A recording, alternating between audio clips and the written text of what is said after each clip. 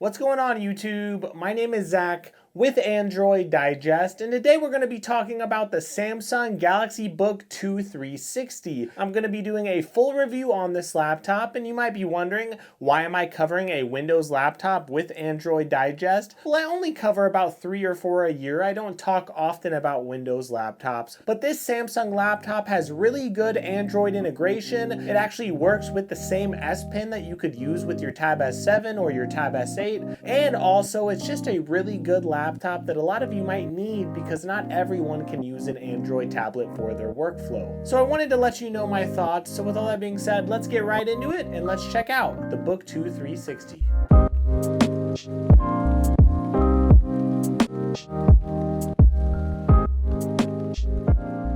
So this laptop, if you look at it just right up front, you need to know this is not a huge gaming laptop with a ton of power. It's not really made for video editors, though you can do some video editing on it. It's actually made for those people who want a good thin laptop to use on the go. It doesn't have a K-series processor or an H-series processor or something with a lot of oomph to it. It has one of those U-series processors. It's really made for those people who want a very light laptop to bring with them on the go, but to still get some good productivity work done. So this Book 2 360, it's really a terrific device. If you look at the device itself, you're going to see that, well, it's got a lot going for it. It does have a nice aluminum build. It does feel very good in the hands. It feels very light. It's like right around 2.5 pounds. So it's a very light laptop. And if you look at the ports, you're also going to see an excellent port selection as well. On the left side of the laptop, you're going to see 2 USB-C ports, and you are going to get a Thunderbolt port there. That's a really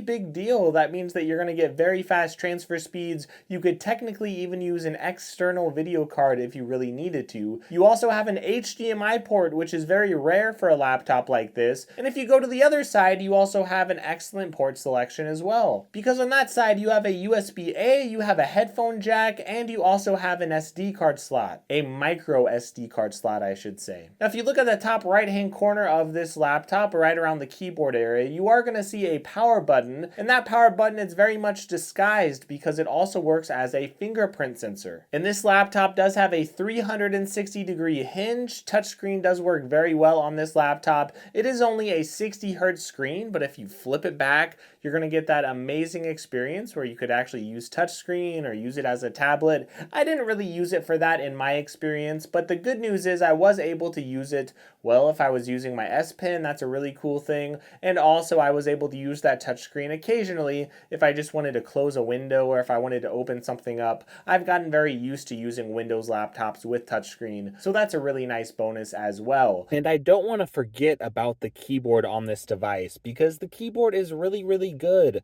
especially when you think of thin and light laptops. The keyboards normally aren't that good, and I was very impressed with this keyboard. Now, the travel is still a little bit shallow on the keyboard, and a keyboard is always a preference thing, so some people might not like the keyboard at all, but I personally liked this keyboard, and I also liked the touchpad as well. It did feel very premium. The keyboard deck as well felt premium. So overall, I love the keyboard, and I really do love that touchpad as well. Now, I will say I was very impressed with the temperatures on this device. So the design actually does very good with thermals, and I was very surprised by that. And maybe it is because, well, it's not the power-hungry device that you're going to see in some other laptops. But either way, I was just amazed at the thermals. It wasn't getting above 90 Celsius for me, even when I was rendering videos or doing things that were very intense. And if you look at the bottom, you are going to see some vents. You will also see as well the speakers that are on the bottom of this laptop,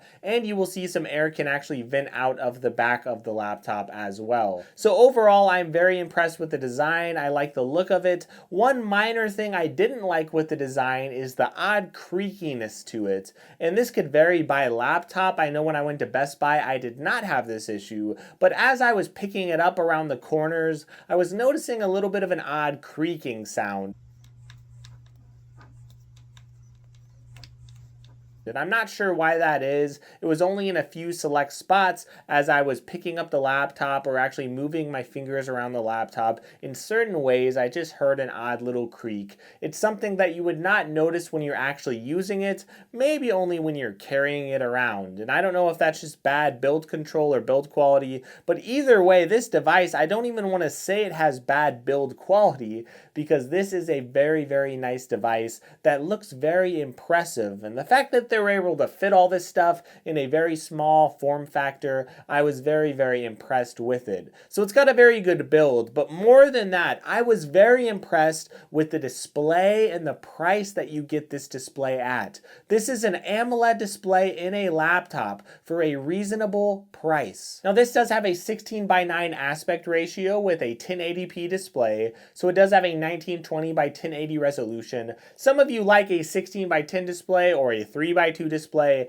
I do as well, so I was a little bit disappointed with that, but honestly this is better for watching videos, so I didn't mind it too much. This display looks so good with the AMOLED that I was able to let that slide. It's hard to get AMOLED displays nowadays in laptops, and you could spend $1,000 on a laptop and not get an OLED display, but to get an OLED display in this laptop, it's just very impressive because this is not even the Pro model or the Pro 360 model, so the fact that you get Thunderbolt, the fact that you do get an OLED display, and the fact that it does work with an S Pen, that is very impressive as well. Now this did get plenty bright for me. It was around 400 nits. So this laptop, it doesn't get as bright as some $1,500 laptops, but it does get brighter than your average laptop around this price point. In fact, I saw this BookTwo 360 go on sale, the i5 model with 8 gigabytes of RAM. It was going on sale around $650. That is very cheap for what you're getting in this laptop. Now I know the i5 model retails around $800 or $850, and I know the i7 model retails around $1,000, but we all know these devices do typically go on sale for around $200 off or so, and to see these devices have OLED screens for that cheap, especially nowadays when these devices are going on sale, I am very, very impressed with the screen quality. Movies look great, games look great. Overall, I'm just very, very impressed. I was also impressed with the performance on this laptop as well. It is a U-series processor, but despite that, I actually got around 80 or 90% of the performance that I was from my gaming laptop. Now, when I talk about performance, I'm talking about the benchmarks with the CPU. I'm talking about the processor. Now, the graphics is a whole different story. If you are doing things like playing games, for example, or doing very graphics-intensive tasks, maybe you're doing some video editing, yes, the GPU can be very important for that, the video card in the laptop, and you're not going to get a video card when you're getting a thin device like this. Now, if you are shopping out there, you might be seeing laptops that are very thin and light, and most of those thin and light laptops don't have video cards in them. They're really made for good tasks that use the processor, but if you need a lot of graphics power, you're not going to get that. You're not going to be able to game on very high settings on those thin and light devices. Now, you could still have a ton of things going on. You could use a program on the computer that does use a lot of power, and that's going to be no problem for a device like this. This can run plenty of programs with plenty of power. You could have a lot of Chrome tabs open, and if you get the model with 16 gigs of RAM, you're going to find that in the i7 model. Yes, the i5 only has 8 gigs of RAM, but you'll still be able to do plenty with these devices with plenty of power. But you have to understand that when you're going to a device that's a little bit heavier, that will have a video card. That's going to be for those graphics intensive tasks, but on the other hand, you are going to have to get a device that's very big. So my Lenovo Legion 5 laptop, for example, that does weigh like 4 to 5 pounds. It's very, very heavy. It's very, very large. You're not going to find very light laptops out there that are actually going to be able to do the light things while still having very good gaming performance.